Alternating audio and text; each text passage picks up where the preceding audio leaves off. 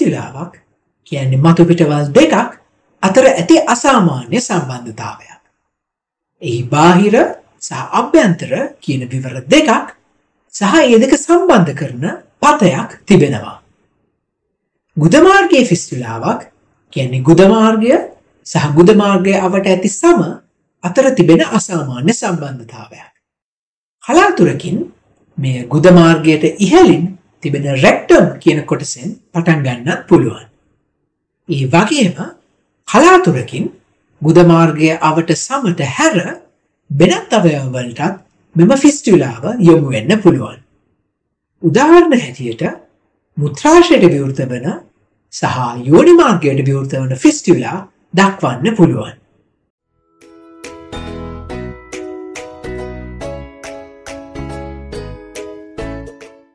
ඔබගේ ගුද මාර්ගයේ විශේෂයෙන්ම ගුදයාවට කොටසේ ශ්ලේෂ්මල ශ්‍රාවය කරන ග්‍රන්ථි තිබෙනවා. මේ ග්‍රන්ථි සමහර විට අවහිර වෙන්න පුළුවන්. මෙලෙස අවහිර වී විශාල වූ ග්‍රන්ථියක් ආසාදනය වුණොත් එය සර්ව ගෙඩියක් බවට පත්වෙන්න පුළුවන්. මේ සර්ව ගෙඩියක් විශාල වීමේදී එය සම දෙසට යොමු වෙනවා. මේ ආකාරයට ගුද මාර්ගය සහ ගුදය අවට සම අතර ඇතිවන ෆිස්ටිලාවක් ඇති වෙන්න පුළුවන්. මීට අමතරව සමහර රෝග තත්ත්ව නිසාත් ෆිස්ටිලා ඇති වෙන්න පුළුවන්. ක්‍රෝන්ස් රෝගයේදී ගුද මාර්ගය අවට සමේ ඇතිවන වෙනස්කම් නිසා ෆිස්ටිලා ඇතිවීමේ සම්භාවිතාවය වැඩි. පිළිකා වලට ප්‍රතිකාර ලෙස විකිරණ ප්‍රතිකාර ලබා දීමේදීත් ඇතිවන වෙනස්කම් නිසා ෆිස්ටිලා ඇති වෙන්න පුළුවන්. මීට අමතරව කලාතුරකින් ගුද මාර්ගයට ඇතිවන අනතුරු නිසා, ශල්‍ය කර්ම නිසා, ක්ෂය රෝග, පිළිකා හෝ HIV ආසාදන නිසාත් ෆිස්ටිලා ඇති වෙන්න පුළුවන්.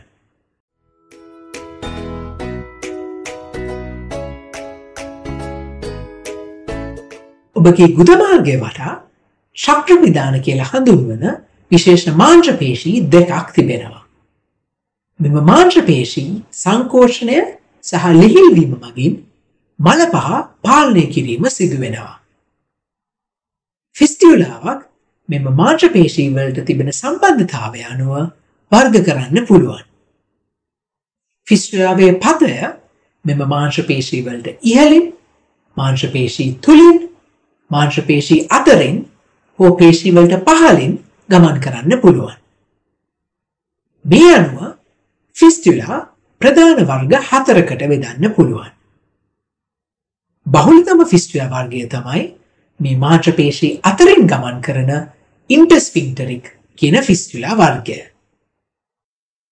මෙම වර්ගීකරණය ෆිස්ටිලාවක ප්‍රතිකාරය තීරණය කරන ප්‍රධානම සාධකයක්.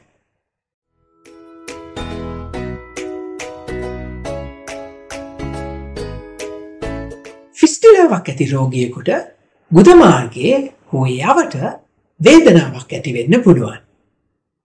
ඒ වගේම ලේ හෝ සරව පිටවීමත් බහුලව දැකිය හැකි රෝග ලක්ෂණයක්.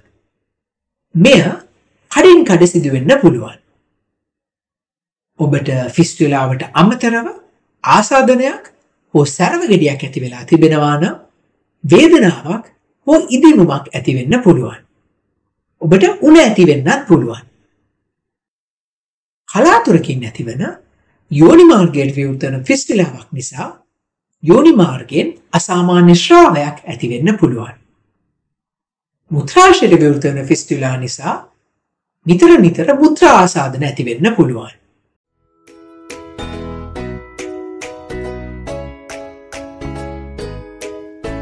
වෛද්‍යවරයා ඔබට ෆිස්ටිලාවක් ඇතැයි සැක කරනවා නම් ඔබගේ ගුද මාර්ගය අනිවාර්යෙන්ම පරීක්ෂා කරනු ඇති.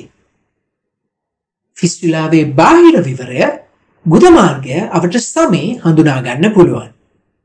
එයින් බොහෝ විට ලේ හෝ සර්ව පිටවීමකුත් හඳුනා ගන්න පුළුවන්. ෆිස්ටිලාවේ අභ්‍යන්තර විවරය හඳුනා ගැනීමට ගුද මාර්ගයේ ඇතුළත පරීක්ෂා කළ යුතුයි. මේ සඳහා ප්‍රොක්ටොස්කෝප් කියන උපකරණය යොදා ගන්නවා. සමහර ෆිස්ටිලාවල රෝග ලක්ෂණ ඇතිවන්නේ කඩින් කඩ. ඔබට ඒ දිනවල රෝග ලක්ෂණ තිබුණේ නැත්නම් වෛද්‍යවරයාට අසාමාන්‍යතාවයක් හඳුනා ගැනීමට නොහැකි වෙන්න පුළුවන්. ෆිස්ටුලාවට අමතරව ඔබට සැරව ගෙඩියක් හෝ ආසාදනයක් ඇති වෙලා තිබෙනවා නම් වෛද්‍යවරයාට ඉදිමුමක් හෝ රතු වීමක් හඳුනා ගන්නත් පුළුවන්.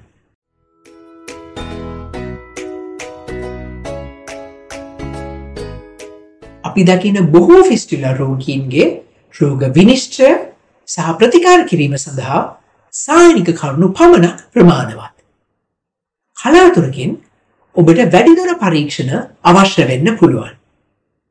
මේ පරීක්ෂණ මගින් ෆිස්ටුලාවේ පතයේ ස්වභාවය, අමතර පත හෝ අමතර විවෘත වීම සහ ෆිස්ටුලාවක් ඇතිවීමට හේතු විය හැකි රෝග හඳුනා ගන්න පුළුවන්. එන්ඩෝවෙන අල්ට්‍රසවුන්ඩ් කියන පරීක්ෂණය සිදු කරන්නේ ගුද මාර්ගය තුළට ඇතුල් කරන විශේෂිත අල්ට්‍රසවුන්ඩ් උපකරණයක් යොදාගෙන. මෙමගින් වෛද්‍යවරුන්ට ත්‍රිමාණ රූප ලබාගත හැකි වෙනවා. ශ්‍රෝණිය සම්බන්ධයෙන් කරන විශේෂිත MRI පරීක්ෂණයනුත් ෆිස්ටුලාව පිළිබඳව තොරතුරු රාශියක් සපයා ගන්න පුළුවන්.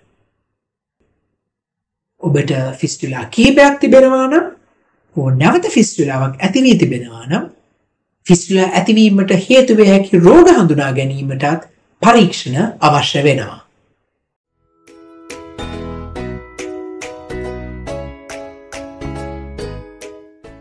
වෙනත් නිදන්ගත රෝග තත්ත්වයක් නැති පුද්ගලයෙකුගේ ෆිස්ටුලාවක් සුවවීම සඳහා ලබා දිය හැකි ඖෂධ කිසිවක් නැහැ. එනිසා ඔබට ෆිස්ටුලාවක් තිබෙනවා නම් ඔබට ශල්‍ය කර්මයක් අවශ්‍යයි. මම කලින් සඳහන් කළා වගේ මෙම ප්‍රතිකාර සඳහා පවතින ප්‍රධානම සාධකයක් තමයි ෆිස්ටුලාවේ ව්‍යුහය.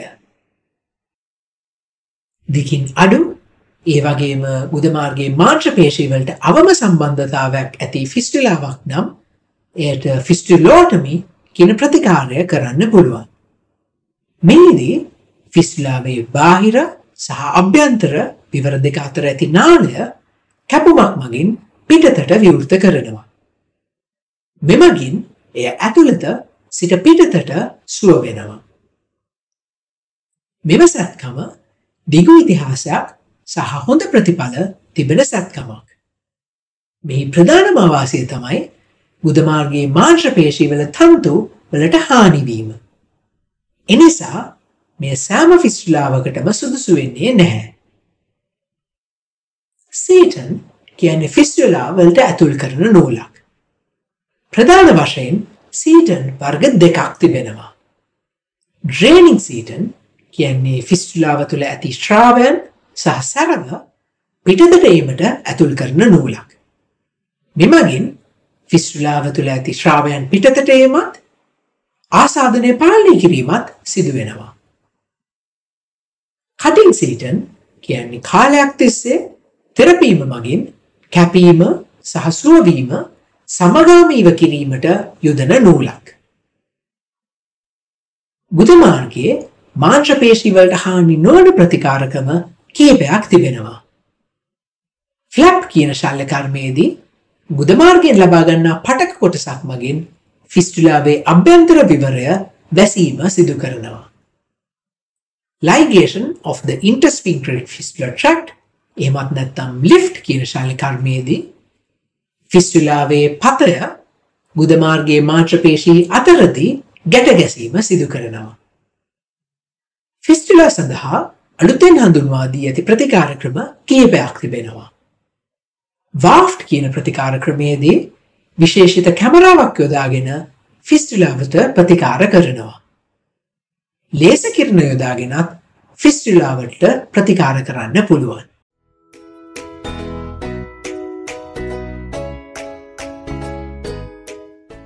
ශල්‍ය කර්මයෙන් පසුව ඔබට වේදනාව අඩුවීමට වේදනානාශක ඖෂධත් ආසාදනයක් වැළැක්වීමට ප්‍රතිජීවක ඖෂධත් ලබා දෙනු ඇති. ඔබට වේදනාව අඩුවන තෙක් දින කිහිපයක් නිවසේ සිටීම සුදුසුයි.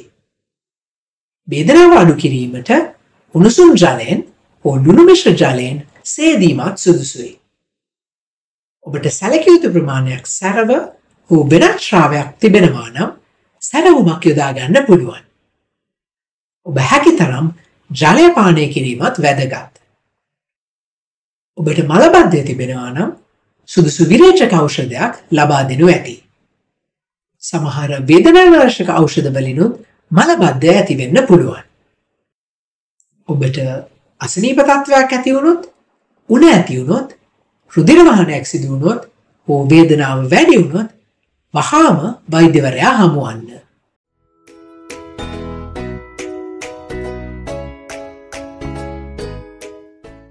සමහර කෙනෙකුට නැවත ෆිස්ටුලාවක් ඇති වෙන්න පුළුවන්. මෙය කලින් ෆිස්ටුලාව තිබුණු ස්ථානයේ හෝ වෙනත් ස්ථානයක ඇති වෙන්න පුළුවන්. මෙලෙස නැවත ෆිස්ටුලාවක් ඇතිවීමේ අවදානම කරුණු කිහිපයක් මත රඳා පවතිනවා. නිදන්ගත රෝගී තත්ත්ව. උදාහරණයක් හැටියට ක්‍රෝන්ස් රෝගය තිබෙන කෙනෙකුට නැවත ෆිස්ටුලා ඇතිවීමේ සම්භාවිතාවය වැඩි. මුලින් තිබුණු ෆිස්ටුලාවේ ස්වභාවය. කලින් තිබුණු ෆිස්ටුලාව පත කිහිපයක් සහිත සංකීර්ණ ෆිස්ටුලාවක් නම් නැවත ෆිස්ටුලාවක් ඇතිවීමේ අවදානම වැඩි. ඒ වගේම මුලින් ෆිස්ටුලාවට ලබා දුන් ප්‍රතිකාරයේ ස්වභාවය. මම කලින් සඳහන් කළා වගේ මේ වගේ ෆිස්ටුලාවකට ප්‍රතිකාර කිරීමට කලින් එහි පතේ ස්වභාවය සහ නිදන්ගත රෝග තත්ත්ව හඳුනා ගැනීමට පරීක්ෂණ අත්‍යවශ්‍යයි. ඔබට මේ ගැන හෝ වෙනත් රෝගී තත්ත්වයක් පිළිබඳව ගැටලුවක් තිබෙනවා නම් පහත කමෙන්ට් එකක් හැටියට එය සඳහන් කරන්න පුළුවන්. ඒ වගේම ඉදිරියේදී ඔබට දැනගන්න අවශ්‍ය මාතෘකාත් ඔබට පහලින් කමෙන්ට් කරන්න පුළුවන්. ස්තුතියි.